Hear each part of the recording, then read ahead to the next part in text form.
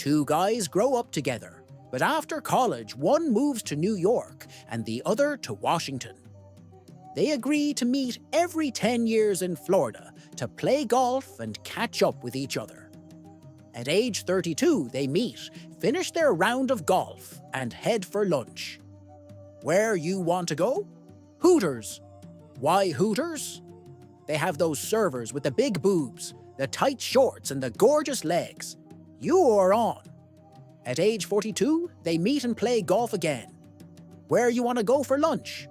Hooters. Again? Why? They have cold beer, big screen TVs, and side action on the games. Okay. At age 52, they meet and play again. So where you want to go for lunch? Hooters. Why?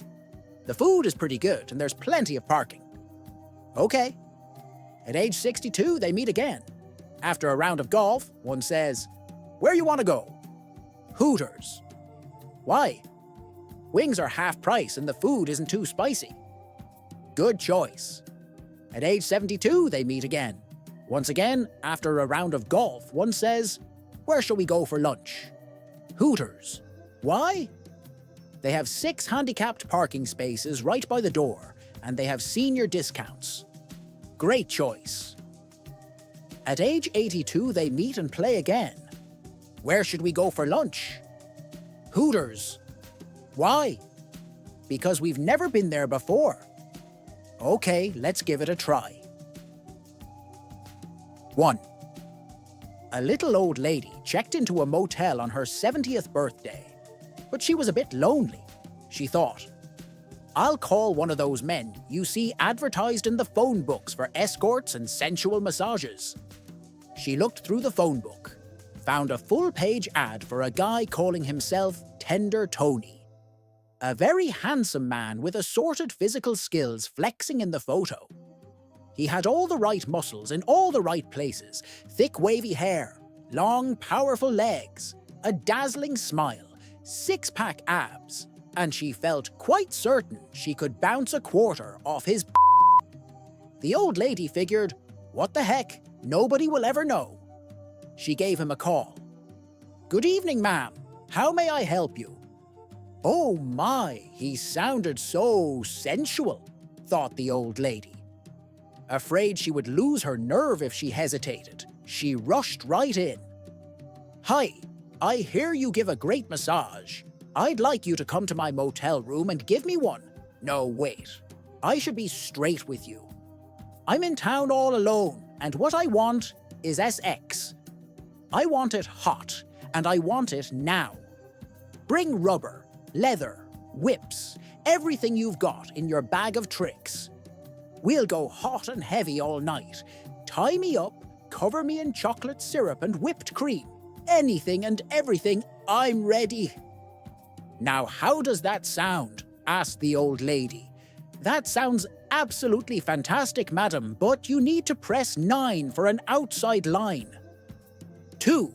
I would like to share a personal experience I had about drinking and driving. This might save you the cost and embarrassment of being arrested for DWI. As you know, people have been known to have unexpected brushes with the authorities from time to time, often on the way home after a social session with family or friends. Well, recently, it happened to me.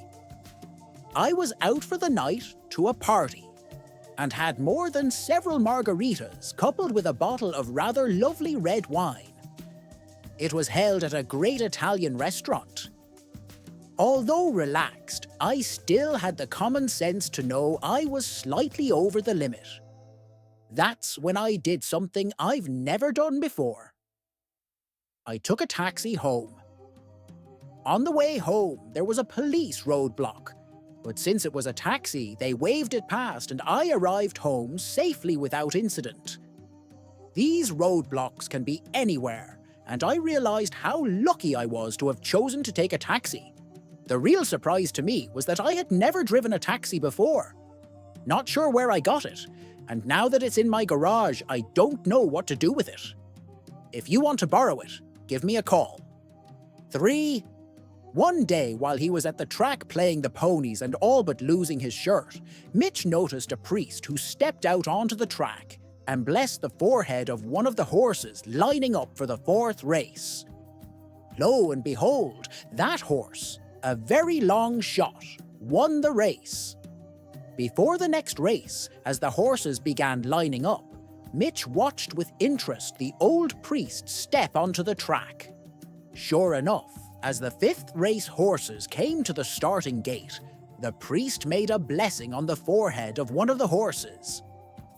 Mitch made a beeline for a betting window and placed a small bet on the horse. Again, even though it was another long shot, the horse the priest had blessed won the race.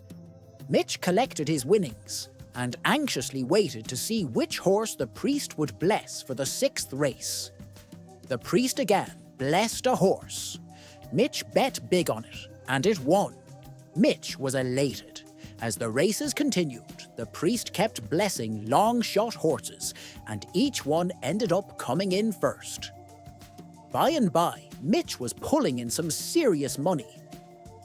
By the last race, he knew his wildest dreams were going to come true. He made a quick dash to the ATM, withdrew all his savings, and awaited the priest's blessing that would tell him which horse to bet on. True to his pattern, the priest stepped onto the track for the last race and blessed the forehead of an old nag that was the longest shot of the day. Mitch also observed the priest blessing the eyes, ears, and hooves of the old nag. Mitch knew he had a winner and bet every cent he owned on the old nag. He then watched dumbfounded as the old nag come in dead last. Mitch, in a state of shock, made his way down to the track area where the priest was. Confronting the old priest, he demanded, "Father, what happened? All day long you blessed horses and they all won. Then in the last race, the horse you blessed lost by a Kentucky mile. Now, thanks to you, I've lost every cent of my savings. All of it." The priest nodded wisely and with sympathy. "Son," he said, "that's the problem with most people. You can't tell the difference between a simple blessing and last rites." 4. A woman comes home and finds a letter from her husband on the dinner table. She opens it and reads, "My dear wife, you will surely understand that I have certain needs that you, as a 54-year-old, can no longer satisfy. I'm very happy with you and I value you as a good wife. However, after reading this letter, I hope you will not wrongly interpret the fact that I will be spending the evening with my 18-year-old secretary at the Comfort Inn. Please don't be upset. I shall be back before midnight." When the man came home late that night, he found a reply to his letter on the dining room table. "My dear husband, I received your letter, and thank you for your honesty about my being 54 years old. I would like to take this opportunity to remind you that you are also 54 years old. I would like to inform you that, while you read this, I will be at the Hotel Fiesta with Michael, one of my students, who is also an assistant tennis coach. He is young, virile, and like your secretary, he is 18. You, being a successful businessman with an excellent knowledge of maths, will understand that we are in the same situation, although with one small difference. 18 goes into 54, a lot more times than 54 goes into 18. 5. When I was about 7 years old, I accompanied my father to the funeral of a co-worker of his, someone I didn't even know. When we got there, I stood in a corner waiting for the time to pass. A bitter-looking man approached me and said, "Enjoy life, kid. Enjoy it because time flies. Look at me now, I didn't enjoy it." Then he passed his hand over my head and left. My father, before leaving, took me with him to pay honors to his friend. When I looked in the coffin, I was horrified to see that the man in the coffin was the same man who had spoken to me. I was so traumatized I couldn't sleep properly. I had terrible nightmares. I was terrified of being alone. I saw many psychologists, endured much turmoil throughout my adolescent years. It got better as I aged, but I would still occasionally wake up screaming in fear.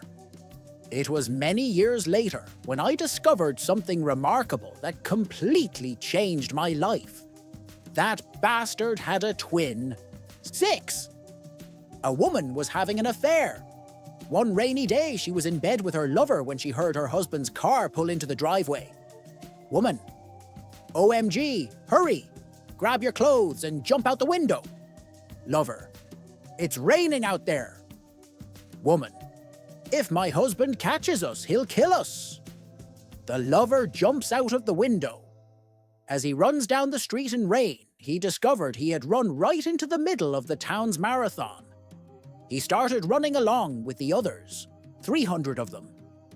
After a little while, a small group of runners who had been watching him with some curiosity jogged closer. "Do you always run in the nude?" one asked. "Oh yes," he replied. "It feels so wonderfully free." Another runner: "Do you always run carrying clothes under your arm?" "Oh yes," Lover answered. "That way I can get dressed right at the end of the run and go home."